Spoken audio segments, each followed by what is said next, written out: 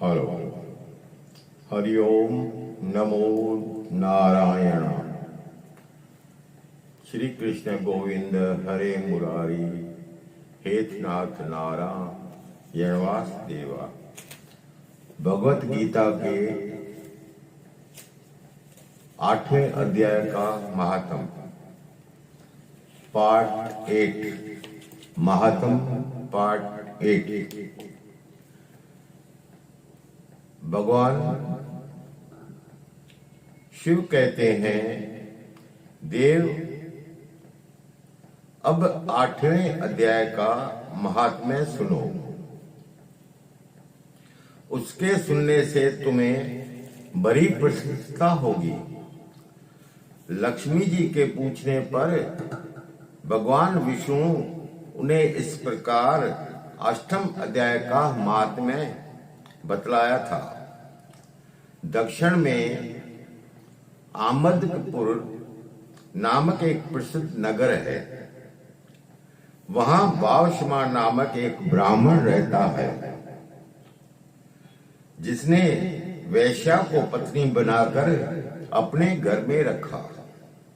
वह मांस खाता था, मदिरा पीता था, श्रेष्ठ पुरुषों का धन चुराया करता, पराई स्त्री के व्यभिचार करता और शिकार खेलने में दिलचस्पी रखता था। वह बड़े भयानक स्वभाव का था और मन में बड़े बड़े हौसले रखता था। एक दिन मदिरा पीने वालों का समाज जुटा था।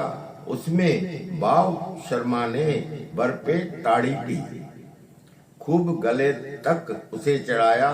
अंत अजीर्ण से अत्यंत पीड़ित होकर वह पापात्मा कालवंश मर गया और बहुत बड़ा ताड़का वृक्ष हुआ। वो ब्राह्मण ने ताड़का वृक्ष के योनि में जन्म लिया। उसकी दन्नी और ठंडी छाया का आश्रय लेकर ब्रह्म राक्षस भाव को प्राप्त हुए। कोई पति पत्नी वहां रहा करते थे। उनके पूर्व जन्म की घटना इस प्रकार है।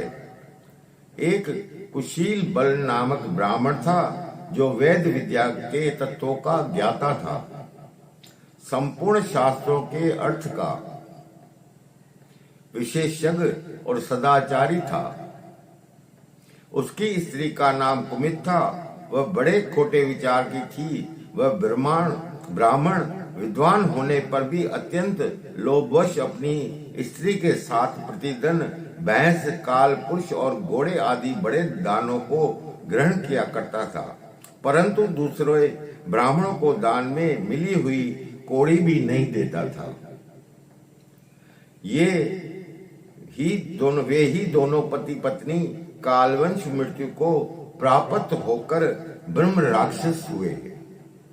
वे भूख और प्यास से पीड़ित हो इस पृथ्वी पर घूमते हुए उसी ताड़ वृक्ष के पास आए और उसके मूल भाग में विश्राम करने लगे।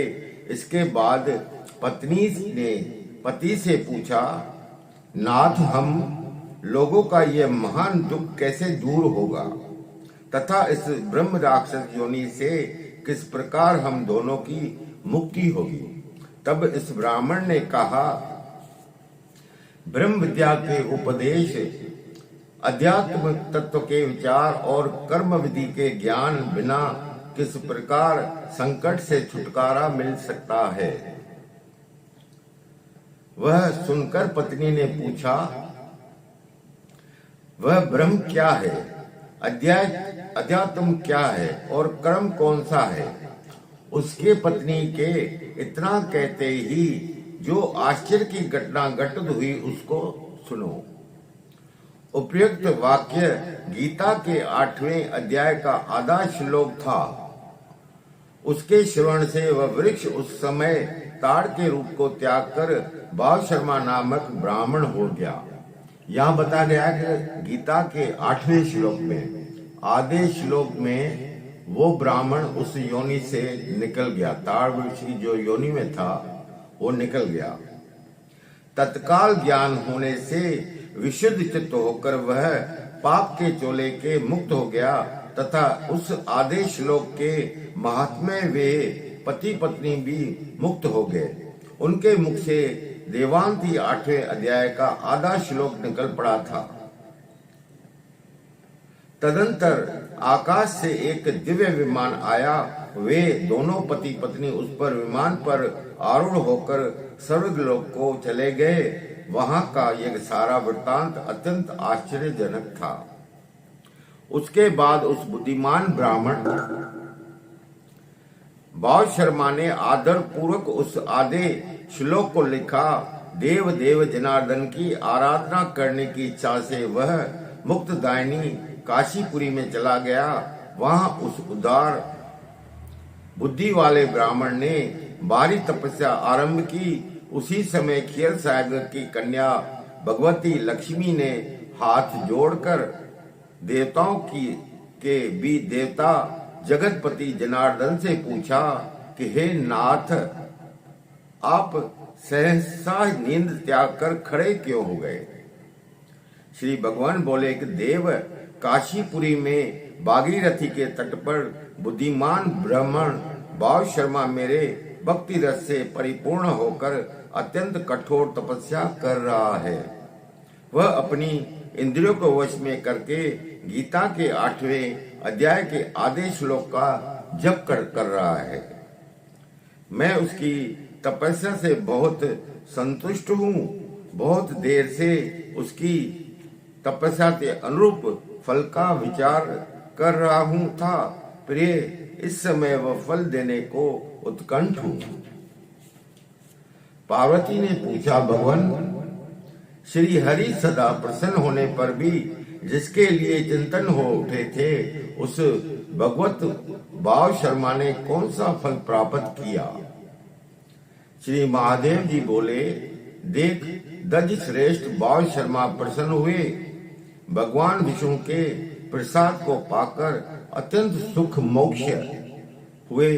भगवान विष्णु के प्रसाद को पाकर अति सुख मोक्ष को प्राप्त हुआ तथा उसके अन्य वंशज भी जो नरक यात्रा में पड़े थे, उसी के शुद्ध कर्म से भगवान धाम को प्राप्त हुए।